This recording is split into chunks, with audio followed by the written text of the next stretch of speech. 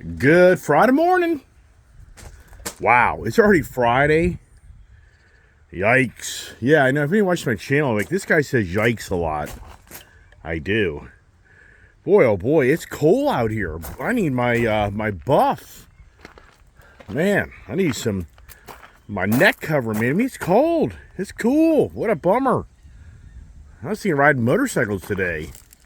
I got a heated seat and heated grips, right? Yeah, so it's Ice Age TV. Those who watch me regularly, they know this picture. And wow, what a day yesterday, man. I mean, just the time goes by so quickly. And for me, running a company and taking care of my property and family and other things in my life, and the list goes on, and making YouTube channels, the time, just not enough time in the day. Yeah, so wow, what a day. You know, I watch my channel because I talk a lot, and I just think, how do I become a better talker and a better messenger? And so this Maverick, my first video on this Ford Maverick, I think it came across like it wasn't that great a tow vehicle, but I gotta tell you what, it's a phenomenal tow vehicle. It really is. I mean, somebody has a nice camper, there's no doubt you're gonna take this thing on a camping trip and be really happy.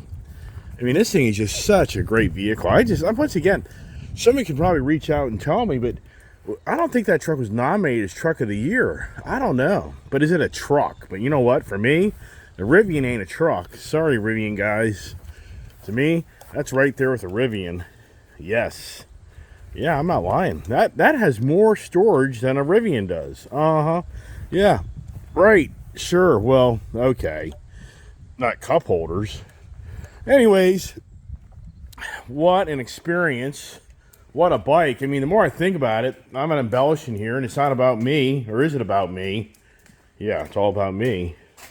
That's how we operate in life. But this motorcycle here, the guy, whoever owned this, the first owner, no lie, $8,000. The shocks, this has these aftermarket shocks, which I need to ask that guy, you know, so how do you adjust them? These shocks. I mean, I don't know. So, you know, in the good old days, this thing had air shocks where you pumped them up.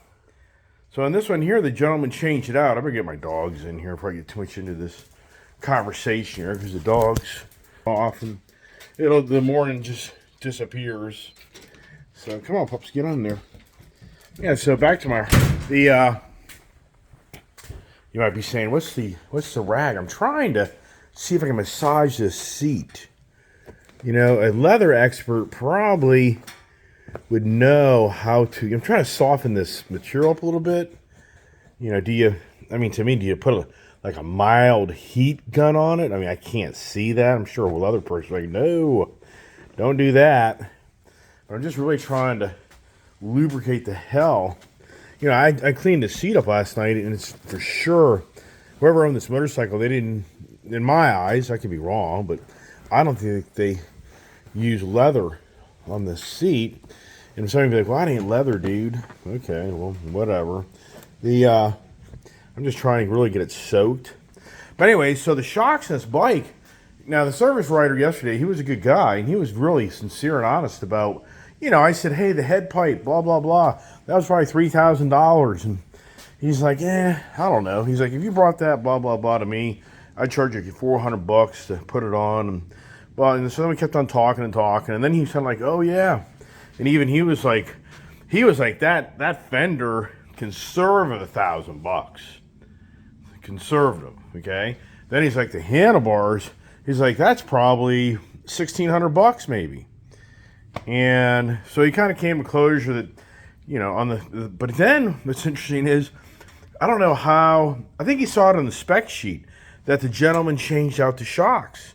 So any of the Harley people, you know, the real Harley guys out there, they understand. A lot of people hate these factory shock setup, so they put in aftermarket shocks, give the bike a better ride. See, my biggest complaint that I have about this motorcycle over Indian, and that's where 2019 I kind of crossed the bridge and went a different direction. Yeah, different direction. I was thinking to myself this morning, boy, what's the theme of the conversation today? I think it's a different direction. I think it's a change of times like we haven't seen in quite a while. Yeah, let's talk about that for the conversations of Friday. Harley motorcycle, Ford Maverick tow review. I mean, I hope people watch that video because that vehicle there, truck of the year.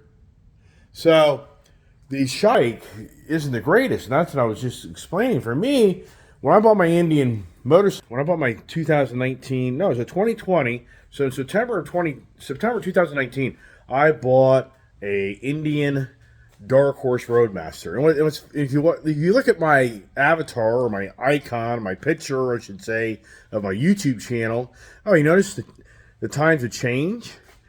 Yeah, look at my glasses. Well, my other glasses, the damn nose, you have little, plastic fitting for your, it broke, so it was cutting into my nose. Yesterday I was doing my video, I was like, man, this damn, my nose is getting cut into. So this is my other glasses. So yeah, do I have a little different look today? I do. So that's why I figured, wait a second, Iceman looks a little different. So anyway, so I got my 2020, Dark Horse Roadmaster. Look at my picture.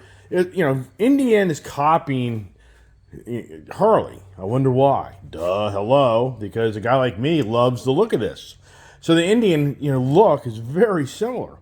But what I picked up on the Indian that kind of made me step back from Harley was the Indian motorcycle, when you take it off the kickstand, it's easier to get the bike straight up.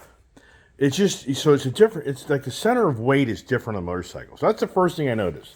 Second thing I noticed is when you're riding down the road, the motorcycle, the Indian has a little longer wheelbase. So it actually has like an inch or 2 inch longer from tire to tire. It's a little longer. So it has a softer ride, and it doesn't have what I feel like the Harleys have is more of a rigid ride. And then the balance of the bike seems greater. And the motor, now I have to say this motor here sounds badass. This 117, it sounds really good. But over the years, all the Harleys I've owned, the motor just seemed, the Indian motor is quieter.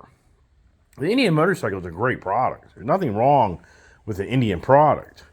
I didn't buy this because I don't like the Indian. I just bought this because that's just who I am.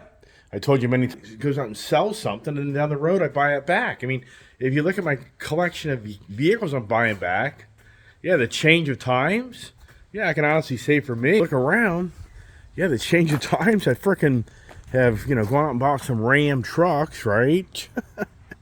Yeah, back in the beginning of the year, I bought a bunch of electric vehicles. Yeah, I think those are going to go away, but we'll see how that plays out. I bought back a Dodge Challenger, which I sold, I sold that last summer. So yeah, I'm the guy something, only to turn around and buy it again. So, the change of times. But anyways, going back to this Harley Davidson, there's no doubt, to me, I'm at the point, there's $8,000. So the original owner's motorcycle, he was into this bike for borderline close to $60,000. Look at the bullets. This is actually a bullet made into the back antennas. Just really nice. So it's a beautiful bike, but it's a lot of bike too. For me as an individual, I tell people, rest in life. I'm 59 years old. 10 years from now, guys, 10 years from now, am I able to handle that motorcycle? Sincerely, to be working out. You have to work. That motorcycle there, that is so heavy. That's basically a 1,000-pound motorcycle. It's like 950 empty, no fuel. Fuel is basically 8 pounds a gallon, 6-gallon tank. That's 50 gallons. That's with no gear or anything. So you're at 1,000 pounds motorcycle, and then you get on it. Your wife on it, or a rider, your girlfriend, or your boyfriend. For the girls out there that ride Harleys, there's a lot of ladies out there ride Harleys. I got one of them. Yeah, so for me, what's the Friday morning conversations in my new look? You see my jacket? Oh, my wife's already like, where's my jacket? Which, duh. I bought this really nice jacket yesterday. Change of times. Okay, beautiful. And then it's the dealership. theme in the back, and I bought a nice jacket. But the wife's like, I'm going to steal that from you. I borderline to call the dealership this morning. I'll tell you what. If it wasn't for the back, whatever that Beltway and that 95 area to go over there, I'd ride over there today and get some more gear and get my wife something and take the kid. I mean, that traffic's so ridiculous. It's just so bad. So that Beltway, it's a Friday. Yeah, it's just a zoo. And it just isn't any fun. It's no fun on a motorcycle riding on congested roads and heavy traffic. It's no fun. The fun of motorcycles is that free-spirited, out in the West or out in the open roads, the back roads, where you're on your own. Somebody's tailgating you, somebody's out in front of you, somebody's trying to cut you off. You're standing there clutching the bike in and out. I mean, just clutching that bike in and out with your hand, until you do that and then stop and go traffic, you have no idea how tiring that is. I mean, you just have no idea. Just take your hand right now and just start doing this, but then put like a little spring thing in it and just start doing this, over and over and over again. And it tires you out. It's not even fun. And I told you in many of my videos, I used to work off my motorcycles. I'm an embellisher. I used to do it all the time. And it's a lot of work, because just besides riding the motorcycle, getting off the motorcycle, back on the motorcycle, getting off the motorcycle, and then fighting the traffic and all the conditions and blah, blah, blah, exhausting. And especially when I used to do it on like hot days, and I would gear up to be protected for, the what if factor. So for me, those days are gone. But, I'm 59 years old, and I tell my friends, because I have a lot of friends, and I'm like, you should go get yourself, and they grew up in motorcycles, and it's like, hey, but they're so busy, and they got a family, and I get all that. But I'm like, man, you should go riding or get a bike. And they're like, man, I just don't have time. And they're like, well, I'll get one down the road. I'm thinking, dude, when you're 65 years old, 68 years old, 69 years old, and you go out and buy a motorcycle again to start all over again, I mean, that's the number one, death of motorcyclists. I mean, do I have statistics on it or facts? I just have heard that the gentleman that rode his motorcycles when he grew up, dirt bikes, and he was 20 years old, rode it to college, then he gets married, then he has kids, he has his career. All right, fast forward 30, 40 years, and now the guy's been well accomplished. He's retired, he's 65, 68 years old, and he goes out and buys a motorcycle again when he hasn't ridden for 40 plus years. Yeah, that's the stories you hear. Don't get me wrong.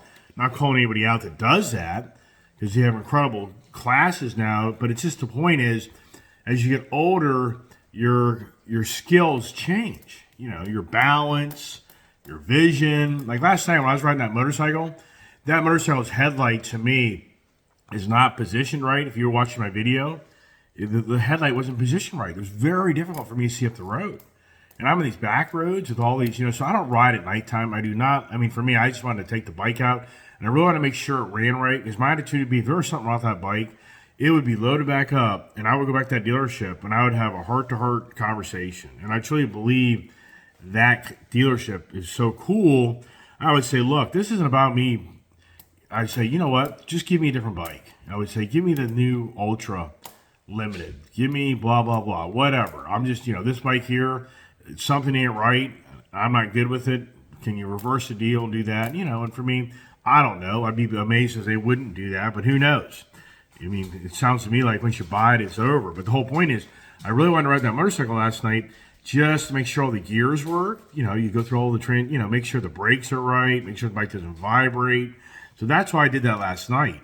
And I just really wanted to ride the motorcycle. But I can tell you, from driving that motorcycle, it's a whole different ballgame for my Indians. My Indians have a lighter, they give you more confidence. The Indians give you more confidence of that stability, and it's a different ride. It's a whole different ride. But that's what I like about life for me as an individual. I like to experience different things, and for me, I'm very blessed and very fortunate that I have the income to own so many different things and play with so many different things, and that's what it's all about. I talk about it all the time. It's like the Hellcat Challenger, to me, is not as fun as the GT500. Is the Hellcat Challenger a beautiful car? It is. For one guy who'd be watching me going, oh, the GT, okay, that's great. I'm glad you love the Hellcat Challenger. I love that. I love you have the passions for that. What's wrong with that?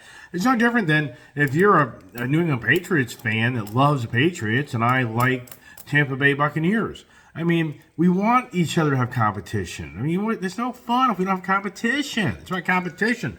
And that's what I'm thinking about today of my theme is the change of times. And it's, oh my gosh, it's incredible. Yeah, so we'll put the Harley conversation in. Yeah, so the Harley Davidson motorcycle I just bought, beautiful. It is. Is it awesome? Yes. Like anything I buy, they have the pluses and the minuses. And for me, the minuses on the Harley Davidson is it's a very top-heavy motorcycle. And it really is. So, like, I have a gravel driveway, so I have to maneuver that motorcycle in the driveway. That is very challenging. Like yesterday, I had to get that bike on that trailer, and I get to turn around a gravel driveway. Do you know how risky that is? If your foot slips out from underneath you, the bike's laying on the side. And you think I'm picking that thing up by myself? Yeah, wrong. I'm gonna have to be getting my daughter or somebody else. Yeah. Can I? Yeah, but I'll probably be telling you this morning, I freaking killed myself last night picking my bike up. And yeah, I know there's ways to do it, but when you're in a gravel driveway, very tricky. So the point is, for me, riding that motorcycle in my gravel driveway, I can just feel, I can just feel how that bike has that top heavy feel versus my Indians don't radiate that like that. So yes, I'll continue to say the Indian product I think is an incredible product. It doesn't have the Indian base, the Indian dealer structure is by no means close. It's not even close to Harley Davidson. Not even close. I mean, it's minuscule. So for the Indian side, the downside to them is they just don't have the network. They don't have the passion of the followers. Harley Davidson, incredible product, incredible company, incredible success, and incredible support. And individuals who just go to Harley dealers just to buy a hat and a jacket. And so it's just a great product. So now back to the change of times. And I think and that's what I was thinking about. I was thinking to myself, oh my gosh. And I'm not lying. And the other individuals that are my age and younger would be like, yeah, back in the late 90s, early 2000s, if you want to buy a Harley Davidson motorcycle, you borderline had to join the club. I'm not embellishing here. You went to a Harley Davidson dealership late 90s, early 2000. You had to wait. You could maybe wait a year or more for your motorcycle. And the price is the price. And be happy you even get one. And if you don't really look like the Harley guy, I don't even know if I'm going to talk to you. I'm not embellishing. That I walked in Harley dealers and I never had the tattoos, right? I don't have the long hair. I never had this before. I never had the look of the the biker look, which, as we know, the biker look, right? And that has sometimes wrong meanings to that. I mean, years ago they wanted to get rid of the bikers. I mean, it wasn't for Harley Davidson, we realized or not, back in the 70s, the government tried to ban the sale of motorcycles. The government deemed it. Here's a good old government. Good old government, it's the worst. I mean, to me, yeah, you need a governing body, yes, but at the same time, you have to manage the governing body. The governing body can't manage us. We have to manage it. And so, yes, the government wasn't for Harley Davidson. You wouldn't be able to buy a motorcycle today and ride it. And somebody would be like, you're full of baloney. Okay, do your research. Back in the 70s, the government tried to shut down the sale of motorcycles. The government was on a path to deeming motorcycles are unsafe and dangerous, and it's probably Ralph Nader behind it, which Ralph Nader, okay, well, he did good, but at the same time, you get a little radical sometimes. But anyways, most people are clueless who Ralph Nader is. We'll look up for the Corvair, the GM Corvair that would crash and catch on fire and kill people or something. But anyways, Ralph Nader's a guy about trying to protect the citizens from the big manufacturers are making things and they don't make them safely. And Ralph Nader went after them and blah, blah, blah.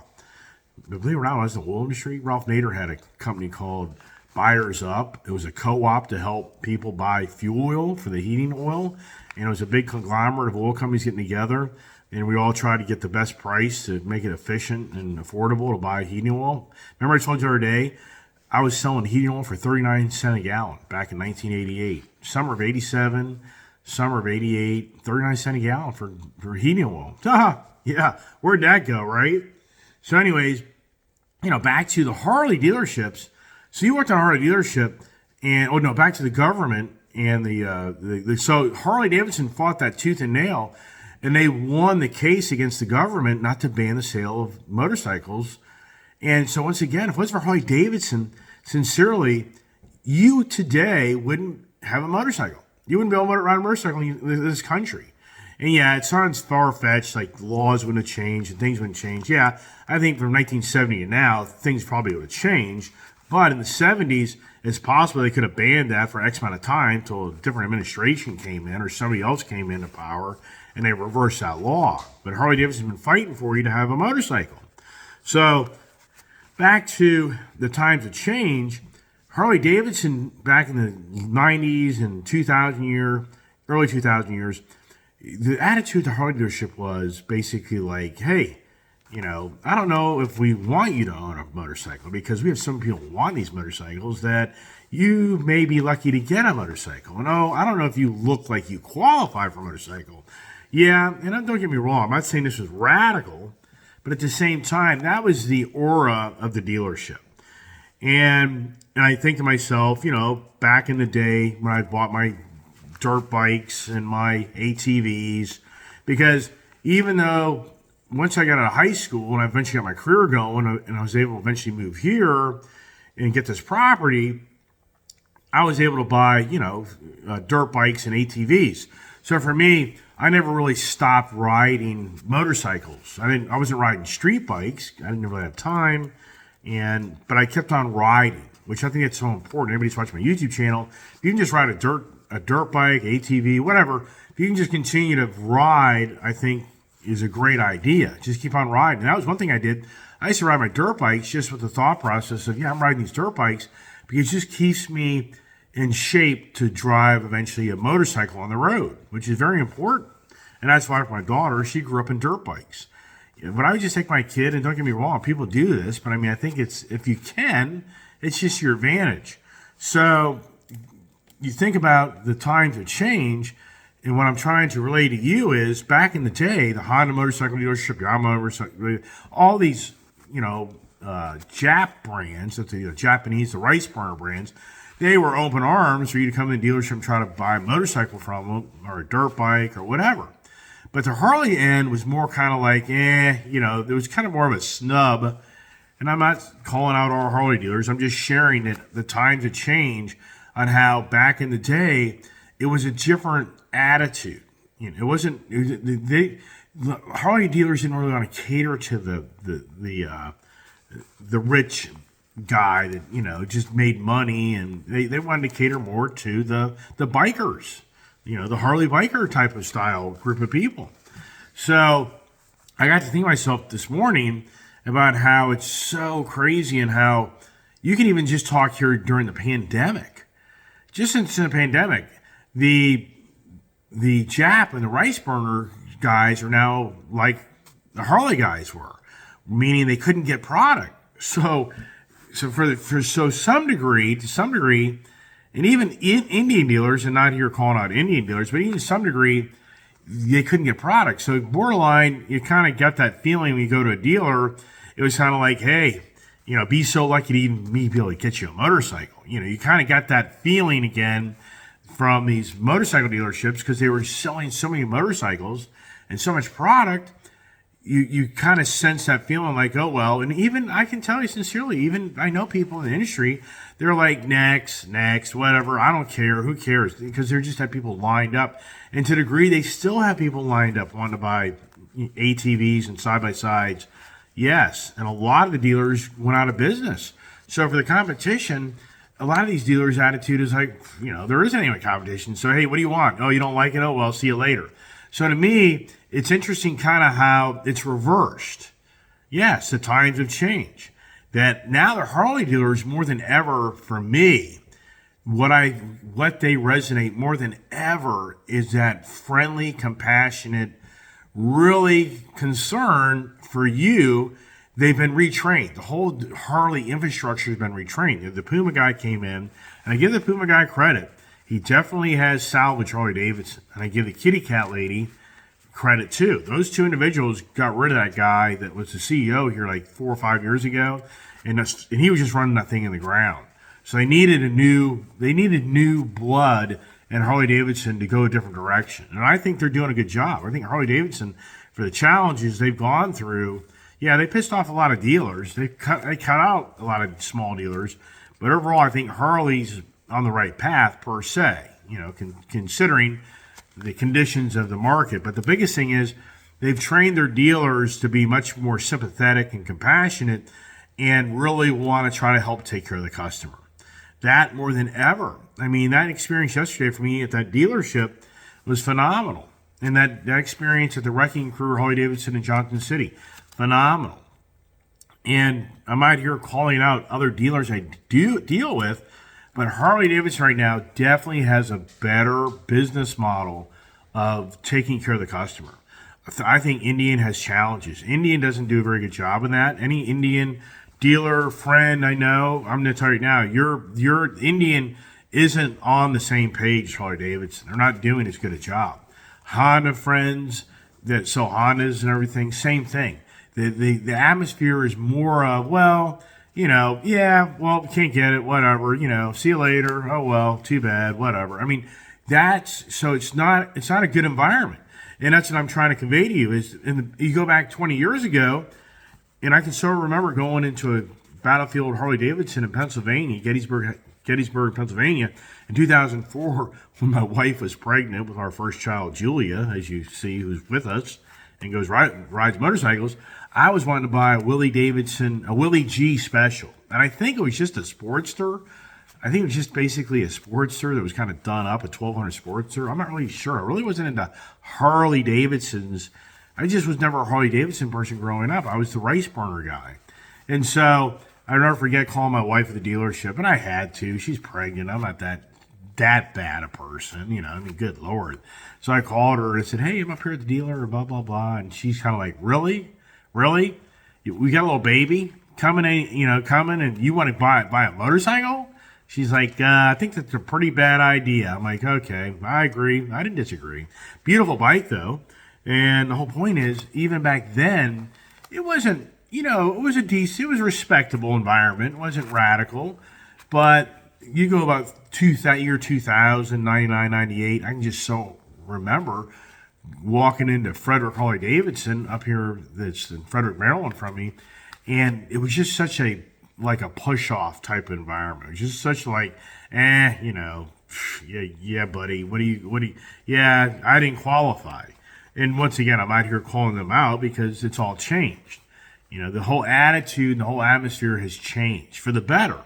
Harley Davidson has done a good job in training its people on how to be more compassionate and care, and they understand the commitment. They understand they've got a nice product, an expensive product, and they want their infrastructure to support those that buy it. And that's the way I feel. And yeah, there's always going to be a story of a dealership not doing good. I mean, it doesn't matter. That variable's everywhere. So I get anybody watching my channel a bit, well, yeah, I got a local Harley dealership and they're blah, blah, blah. Yeah, I know that. But in general, I'm just trying to radiate back to people watching my channel this morning the change of times. And I think to myself right now that more than ever, we are upon the change of times.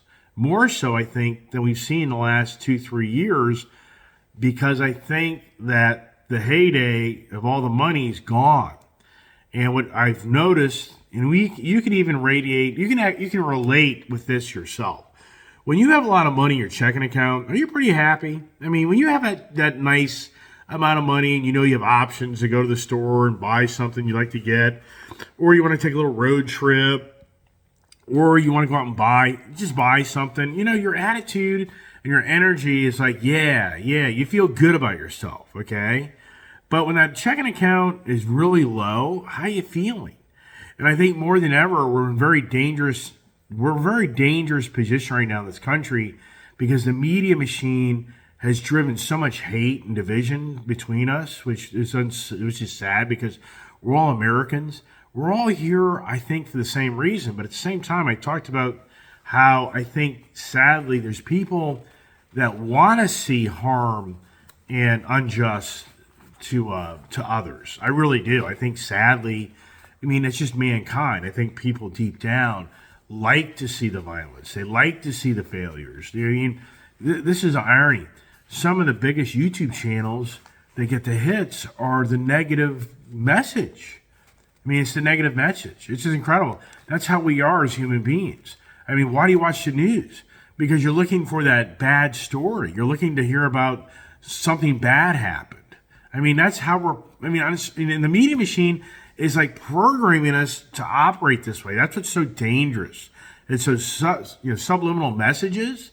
So I think what's really dangerous that we are in a change of times in our country more than we've seen ever, because we had incredible successful years, and the pandemic came in, and we had incredibly sad stories, but we had incredible also support stories, but we also had the incredible amount of just hate and division that came from the one, when we had to change administration, the media machine ratcheted up the hate like never seen. And I even told everybody that in the election year that the October-November media machine would ratchet up the hate like you've never seen. Like you've never seen. And they did. And what's sad is so many people got caught up in the media machine that so many people got convinced of the hate that they did really bad things. Just look at the January 6th, whole fiasco. And that's what I was saying yesterday is don't go sacrifice yourself for a political person. You're a fool because that political person's not going to come save you. They'll talk big all day long, but at the end of the day, you go sacrifice yourself for them, and that's what's so sad. A lot of people don't know this, but there's a lot of participants that went to D.C. that got caught up in the moment, and the media machine fed them to be mad. That's what you have to be careful about. The media machine is sending messages to make you mad, to do things to get yourself in trouble. And those individuals got caught up in the moment, and unbeknownst to so many, because the media doesn't want to talk about it because they know they help fuel the fire on both sides. And there's people who have been sitting in jail and prison since January's fiasco of 2020. There's people's lives have been destroyed to go fight for an individual. And what I tell people all the time is, you need to step back on this person you think's the greatest person in the world. Why hasn't that person gone and gotten these people out of jail? That individual riled everybody up about the stolen election. And don't get me wrong, I'm not going to take this a political channel, but you just have to use common sense. Forget about who's in power. Just use common sense that an individual riled a lot of people up, and that individual ended up putting a lot of people in jail. But where's that individual trying to get these people out of jail? That's where, to me, that's a separation of friendship. Is I'm a believer in life. You have a friend when they've got your back. That's the bottom line. I tell people all the time is when the dire straits come in, you figure out who your friends are. And I'm going to tell you straight up, I went through some incredible, challenging times in 2008, and beyond believable. And I found out who my friends were. No, I found out who my freaking enemies were. Yeah, that's the thing about life, and that's what I'm trying to explain here. My theme, my message today. We're getting ready to witness the change of times, and sadly, you're going to start to find out who your friends are and who your friends aren't, because who's got your back, and that's why I talk about political divisions in our country. These politicians we elect, we need to tell them how to run the country. They don't get to tell us how to run the country. It's about bureaucracy. Forget about one guy sitting in office or another guy sitting in office. We have congressmen and senators in our states that are supposed to look out for the citizens of this country. What are they doing? This is more bureaucracy. So you can sit there and lambaste Donald Trump all day long, or love Donald Trump all day long. You can lambaste Joe Biden all day long, or love Joe Biden all day long. The reality is you have bureaucrats that we've elected to try to manage that one individual in power. And even though they want to portray that they are in power, they're not. They're not. It's our bureaucracy. The sad part is most people listen to the media machine and they fall for the frickin' bait and they come convinced that this is this or this is that. Us as the citizens of this country have the right to tell these politicians what's right and wrong. But who's doing it, right? And people, I hear all the time, I'm not going to vote anymore. It's ridiculous. But you want to bitch and you want to complain, but you don't want to go down and cash. No, the elections are crooked. Well, when one party doesn't win, elections are crooked on that division of the country. When another party doesn't win, then the elections are crooked from that division of the country. It doesn't ever end. So the message here is to change the times. We are getting ready to go through financial hardships, I believe, that we haven't seen since 2008 and 9. And hey, I'll be more than happy to say next February, March next year that, man, I was so wrong. Everything's better than it really was, and I was wrong. And God bless everybody. They're doing really well, and I'm glad everybody's doing really well, and that's awesome. I mean, I get nothing out of the economy going south. I don't benefit. The only thing that I talk about is the person that has their finances in order and has cash. I think they're going to be a happy person. That's what I'm going back to. In your checking account, when your checking account's fat and happy, your attitude's probably pretty good. When your checking account's like down to zero, your attitude probably is not as good. Yeah, the power of money, right? And that's what I'm trying to talk about more than ever, that for us as individuals, we have so many people during the pandemic that were given money that really, in my eyes, a lot of people shouldn't have gotten the money that made them very, very happy. And now that money's gone. So are we going to see more than ever, possibly here within this coming year, just more hatred than ever before? Violence more than ever before? I mean, I don't know. I mean, as an individual, I don't wish that to happen. I don't know. I can't honestly say that prevails. Or does the compassion, the times of change are upon us, do people become more compassionate? Or do people become more angry and violent? Yeah, I mean, for me, we can only hope that as citizens of this country, we become more compassionate to get through these challenging times that were created by a fake economy. And I talk about that numerous times about how we were, in my eyes, in a fake economy. During the pandemic, so many people got to sit at home and they were bored and they still got a paycheck and they went out and bought things. That's the danger of free spare time, is you get to go out, and if you have the money, to spend the money. Yeah, we see a lot of people do that type of stuff. And especially the millionaire clubs, what are they doing besides flying around the world and just jumping from yacht to yacht and house to house and partying and whatever else? Yeah, the wealth of this world is beyond believable, how much money's in the world. But hey, if all the people have the money, where do they go? What do they do? Well, they pull back. And that's what's happening more than ever right now. People are pulling back. So the change of time is here, no doubt. But how do we respond to the change, or do we react to the change? And that's what's going to be very interesting here as time, continues. And what's interesting, as I just told you earlier, is it seems like the negative content is the hit. So if you got a YouTube channel that can pretty much support what you're saying of all the negative things are going to happen, then I think people click on your channel all the time. I mean, I just know there's I subscribe to different channels just to watch what they talk about and see what they talk about.